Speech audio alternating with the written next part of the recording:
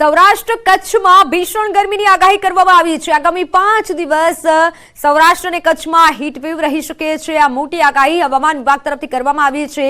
કચ્છ, પોરબંદર, ગીર સોમનાથમાં ગરમ પવન ફૂંકાશે। હવામાન વિભાગ તરફથી આ મોટી આગાહી કરવામાં આવી છે। આગામી સમયમાં હીટવેવ રહી શકે છે। આગામી 5 દિવસ સાવધાની રાખજો। ખાસ કરી સૌરાષ્ટ્ર અને કચ્છમાં હીટવેવ રહી શકે છે। आने वाले 5 दिनों के लिए जो फोरकास्ट दिया गया है गुजरात स्टेट के लिए वो ड्राई वेदर प्रिवेल करेगा और maximum temperature no large change में रहेगा आने वाले 5 दिनों के लिए। और इसके साथ ही हीट वेव की वार्निंग दी गई है सौराष्ट्र और कच्छ रीजन के लिए आने वाले 5 दिनों के लिए। और जो ज़िले हैं जहाँ पे हीट वेव होने के चांसेस है वो ज़िले हैं कच्छ रीजन और फिर उसके बाद गिर सोमनाथ और पोरबंदर हैं जहाँ पे आने वाले 5 दिनों में हीट वेव होने के चांसेस हैं। तो काळजार गरमी स्कूल समय में बदलवानी मांग छे। एक तरफ गर्मी छे एटले के स्कूलना समय में फेरफार करवानी मांग करवामां आवी छे। आवता सप्ताहथी शाळा समय में फेरफारनुं सूचन करायुं। शाळानो समय सवारनो करवानी रजूआत कराई। शैक्षणिक संघे शाळानो समय सवारे करवा माटे रजूआत करी। राज्यमां येलो एलर्टनी जाहेरात कराई छे अने काळजार गरमीना कारणे विद्यार्थीओना स्वास्थ्य पर असर न पड़े ते माटे आ रजूआत कराई छे। तो आ तरफ शिक्षण विभागे पण शाळाओमां पूरती व्यवस्थाओं करवा आदेश कर्या छे। रमतगमतनी प्रवृत्ति टाळवा अने पाणीनी व्यवस्था करवा माटे आदेश कराया छे।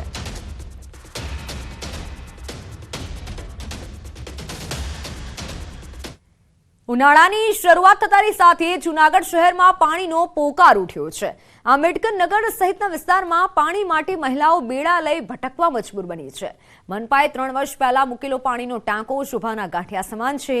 આજ સુધી તેમાં પાણી ન ભરાયું હોવાની સ્થાનિકોએ ફરિયાદ કરી છે।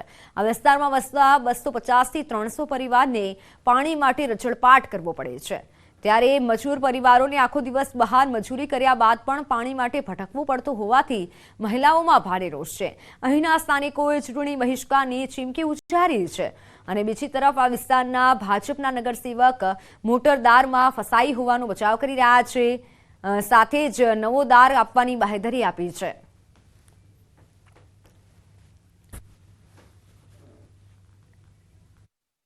અમે 5 શેરીના છીએ। અમે હેરાન એટલા થાય છે પાણીમાં। અમારે આખો દી કામે જવું, સાંજે બેડા લઈને મન પડે ત્યાં ભાટકવું, કોઈ દે કોઈ ન દે પાણી। તો હવે અમે પાણી વિનાનું શું કરીએ? અમને ફરજિયાત પાણી આપો, નકર અમે આંદોલનમાં બેસી જાવું। આંદોલનમાં અમે પાણી ખાવા પીવાનું બધુંય મૂકી દેવું, પહેલા અમને પાણી આપો, બીજું કાંઈ નહીં।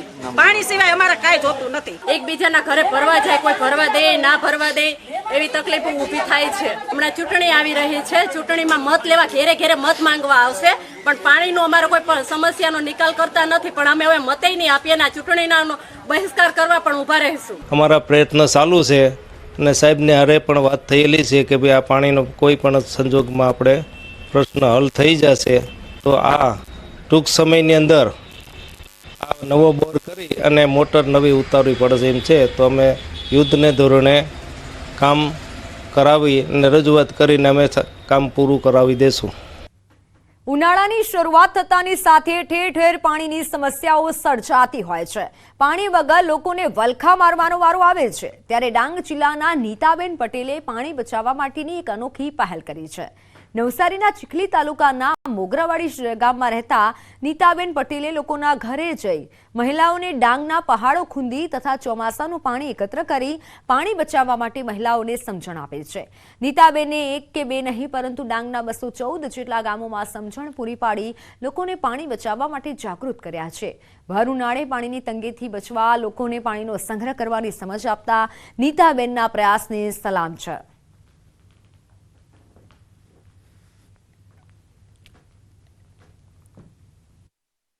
પીવાના પાણીની ખાસ વાત કરીએ તો મહિલાઓ ખૂબ તકલીફ વેઠતી હોય તો એમની સાથે સંગઠનમાં વાત કરીને પાણી બચાવવા માટે એમનું એક અલગથી બજેટિંગ પણ કરવામાં આવે અને જે પણ ગામોમાં પાણીની સમસ્યા છે તો વાસ્મો સંસ્થા સાથે પીવાના પાણીની વાત કરીએ છીએ અને પંચાયતમાં પાણીની વાત કરીએ છીએ અને અલગ અલગ રીતે એમની જાગૃતિ તાલીમો અને પ્રવાસો કરવામાં આવે છે। સંસ્થામાંથી નીતાબેન આવ્યા તો એને સમજાવ્યું કે પાણી કેવી રીતને સંગ્રહ કરવાનું, કેવી રીતને બચાવવું, એને વાત કરી। પછી ચોમાસાનું પાણી તો સમજાયું એટલે અમે પાણી સંગ્રહ કરીને ખેતી કરતા છે. હમણાં ચોમાસામાં પાણી પડતું છે તો આપણે એને કેવી રીતે સંગ્રહ કરવાનો છે અને કેવી રીતે એ વાપરવાનું છે એના વિશે અમને વાત કરી અને અમે એના પર અમે થોડુંક ધ્યાન આપ્યું અને એ પાણી સંગ્રહ કરીને અમે પાણી વાપરવાનું કેવી રીતે તે પણ અમને શીખવાનું મળ્યું.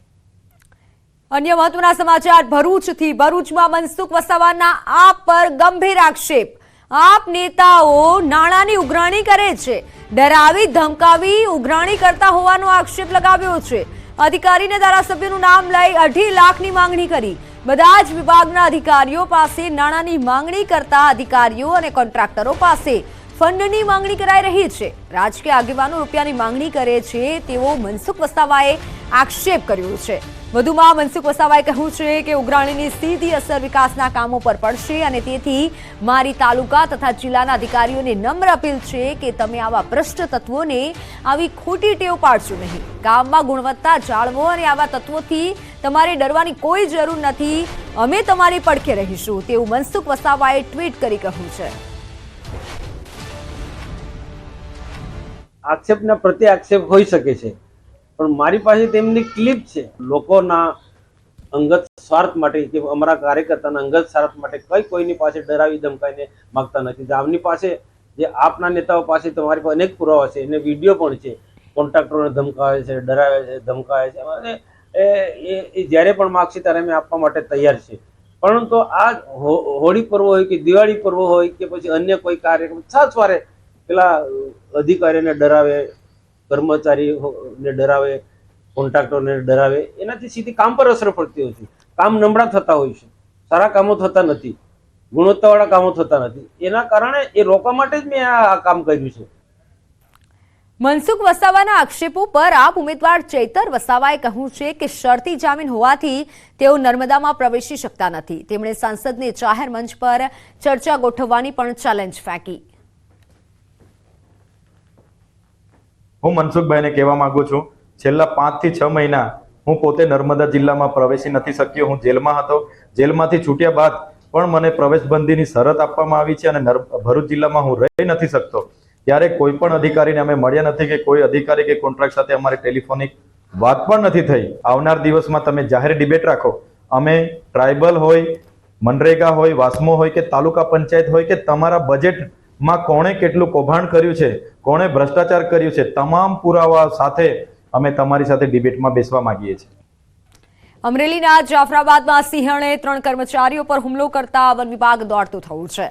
જાફરાબાદ તાલુકાના લુસણાપુર ગામની સેન્ટેક્સ કંપનીના સિક્યુરિટી ઉપર મોડી રાત્રે સિંહના હુમલાની ઘટના બનતા વન વિભાગ સિંહણને પકડવા જતા વન કર્મચારી ઉપર સિંહણે હુમલો કર્યો હતો.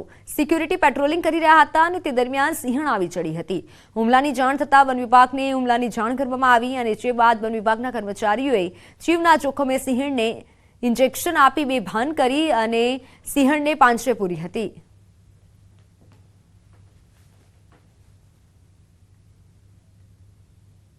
મિત્યાળા સરપંચનો અમારા સ્ટાફને મેસેજ આવ્યો કે એક સિંહણને કંઈક તકલીફ છે, બીમાર હોય એવું લાગે છે.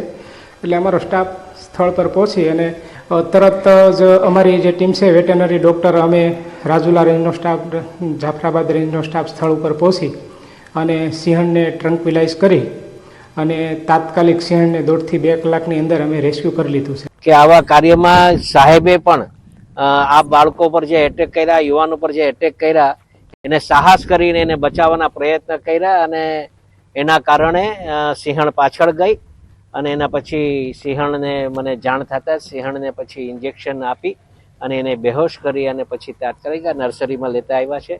એટલે આવો બનાવ બન્યો છે. કંઈક માનસિક કંઈક સિંહણ પર એવું કંઈક બીમારી આવી ગઈ છે ને એના કારણે કદાચ આવું મારા જાણમાં આવ્યું છે. ત્યારે આવું બને.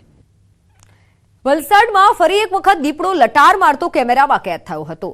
ધોળિયાવા નજીક અડધી રાત્રે દીપડો લટાર મારતો જોવા મળ્યો હતો, જેમાં તિઘરા ગામના કેટલાક યુવકોએ દીપડાને કેમેરામાં કેદ કર્યો હતો. યુવકોએ વન વિભાગની દીપડા અંગે જાણ કરી હતી. વન વિભાગે પાંજરું ગોઠવી દીપડાને ઝડપવાના પ્રયાસો હાથ ધર્યા હતા. અવારનવાર અનેક વખત દીપડાની લટારના વિડીયો સામે આવતા લોકોમાં ભયનો માહોલ છવાયો હતો.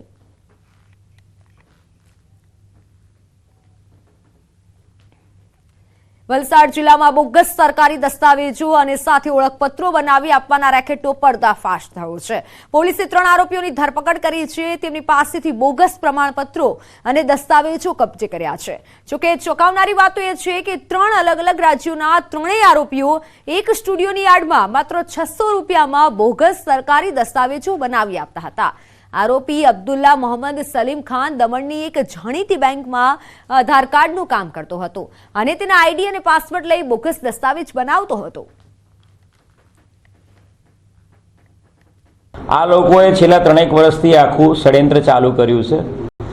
મોહમ્મદ સમીમ ખાન કેનેરા બેંકમાં નોકરી કરે છે, એટલે કેનેરા બેંકના ઓથોરાઇઝ આધાર કાર્ડ અપડેશન માટેના યુઝરનેમ પાસવર્ડ એની પાસે છે અને કેનેરા બેંક ખાતે એકવાર લોગિન પાસવર્ડ થઈ ગયા પછી લોકેશન વેરીફાઈ થયા પછી એ જે લેપટોપમાં યુઝરનેમ પાસવર્ડ એડ કરેલા છે એ લેપટોપ અહીંયા લઈ આવતો હતો શ્રીરામ સ્ટુડિયોમાં અને જે 18 વર્ષથી નીચેના બાળકો છે એના નવા આધાર કાર્ડ બનાવવા માટે એ અહીંયા શ્રીરામ સ્ટુડિયોમાં બનાવી આપતા હતા 600 રૂપિયામાં. શું તમને ખબર છે છેલ્લા થોડા મહિનાઓથી ગુજરાતના વલસાડમાં એક એવી ચોરી કરતી ગેંગ સક્રિય થઈ હતી કે જે રાત્રે નહીં પરંતુ દિવસે ચોરી કરવાનું પસંદ કરે છે. અને આ સાંભળી ચોક્કસથી તમને વિશ્વાસ નહીં આવ્યો હોય, પરંતુ આ સત્ય છે. વલસાડના હિંગરાજ ગામમાં એક બંધ ઘરને નિશાન બનાવી હાથફેરો કરી ફરાર થઈ ગયેલી એક ચોર ગેંગને પકડી પાડવામાં આવી છે. આપ જે દ્રશ્યોમાં આરોપીઓને જોઈ રહ્યા છો તે છે ચોરી કરતી ગેંગ જે રાત્રે નહીં પરંતુ દિવસે ચોરી કરતી હતી. પોલીસની આ કાર્યવાહીમાં શ્રદ્ધા નાયકા, બ્રિજેશ શ્યામલાલ ગોડ, સોહિબ ઉર્ફે બટાકી રમઝાન શાહ અને સલમાન સલીમ શેખ નામના 4 આરોપીઓની ધરપકડ કરાઈ છે.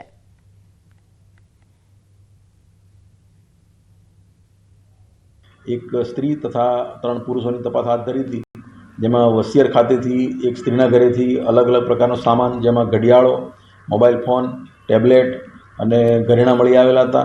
ઉપરોક્ત મુદ્દામાલ સિવાય અન્ય લેપટોપ અને ચલણી સિક્કાઓ, સાડીઓ તેમજ લેડીઝ બેગ અને ચલણી નોટો 500ના દરની મળી આવેલ છે. એક ટેબ્લેટ પણ કબજે કરવામાં આવેલ છે.